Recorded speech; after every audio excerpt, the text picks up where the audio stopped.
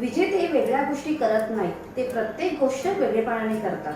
नमस्कार, मी श्वेता ठोसर, लाईब्ररीच्या मराठी मोटिवेशन चॅनलमध्ये आपलं स्वागत आहे. ज्या गोष्टीवर आपण नियंत्रण ठेवू शकतो अशा गोष्टी आपल्याला खूप सोप्या वाटतात आणि ज्या गोष्टीवर आपलं नियंत्रण नसतं त्यांना आपण म्हणतो समस्या किंवा प्रॉब्लेम.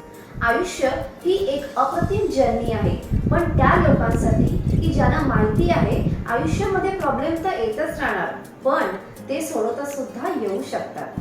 प्रत्येकाला आपल्या आयुष्याचा आनंद घेता आला पाहिजे. जसं प्रत्येक कुलपाला चावी असते तसेच प्रत्येक प्रॉब्लेमला सोल्युशन हे असतंच. कधी कधी समस्याचे समाधान शोधताना नवनवीन कल्पना लढवाव्या लागतात, वेगवेगळे विचार करावे लागतात, पण त्या समस्या किंवा प्रॉब्लेम नक्कीच सॉल्व्ह होऊ शकतात. हे सर्व तुम्हाला एका गोष्टी रूपात सांगते. ही गोष्ट त्या लोकांसाठी आहे त्यांना असं वाटतं आपण अनेक वर्षापासून समस्यामध्ये अडकलेलो आहोत, गुंतलेलो आहोत. चला तर मग ऐकूया समस्या त्यावर समाधानाचे गोष्ट. खूप वर्षापूर्वीची गोष्ट आहे. इटली मधल्या छोट्याशा गावामध्ये एक उद्योजक राहत होता. त्यांनी सावकाराकडून मोठ्या प्रमाणामध्ये कर्ज घेतलं होतं आणि त्यांनी सर्व गोष्टी त्याच्याकडे गहाण ठेवल्या होत्या. तरी सुद्धा त्याच्याकडून कर्ज फेडलं जात नव्हतं. सावकार वारंवार उद्योजकाकडे पैसे मागायचा, पण त्याच्याकडे पैसे नसल्यामुळे तो थोडा वेळ मागून घ्यायचा. एके दिवशी सावकार उद्योजकाला म्हणाला, माझ्याकडे एक ऑफर आहे, ती जर तू ऑफर एक्सेप्ट केली तुझं सर्व कर्ज माफ होईल. आणि त्यांनी त्याला ऑफर सांगितली की तुझ्या मुलीचं लग्न माझ्याबरोबर लावून दे. सावकार वयाने खूप मोठा होता आणि दिसायला खूप कुरूप होता. आता सावकाराने दिलेली ऑफर खूप भयानक होती. आता काय करावं हे त्याला कळतच नव्हतं. तर सावकार काय म्हणाला, ठीक आहे, आपण एक काम करूया, एका पिशवीमध्ये 2 छोटे खडे टाकूया, एक पांढरा खडा आणि एक काळा खडा, आणि तुझ्या मुलीला तो उचलायला लावूया. जर तुझ्या मुलीने काळा खडा जर उचलला तर तुझं कर्ज माफ होईल, पण तुझ्या मुलीचं लग्न माझ्याशी लावून द्यावं लागेल.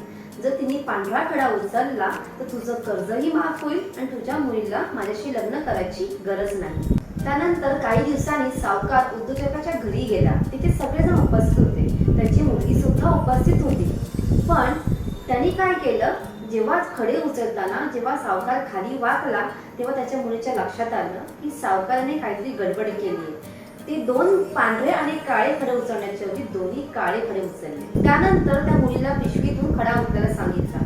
फक्त मुलीकडे फक्त आता त्या परिस्थितीमध्ये 3च पर्याय होते. एक, जर खडा उचलला तर आपल्याला सावकाराशी लग्न करून द्यावं लागेल. दुसरं, किंवा सावकार चुकीचा आहे हे सांगितलं तर सावकारचा पर्दाफाश करून आपलं कर्ज फेडावं लागेल.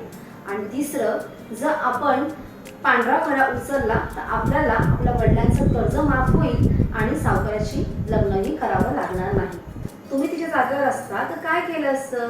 तिने बॅगमध्ये हात घातला आणि कोणी पाहण्याच्या ऐवजी तिने तो एक खडा खाली पाडला आणि म्हणाली, सॉरी, चुकून पडला माझ्या हातून, पण काही हरकत नाही, पिशवीमध्ये कुठला खडा आहे ते आपल्याला कळेलच.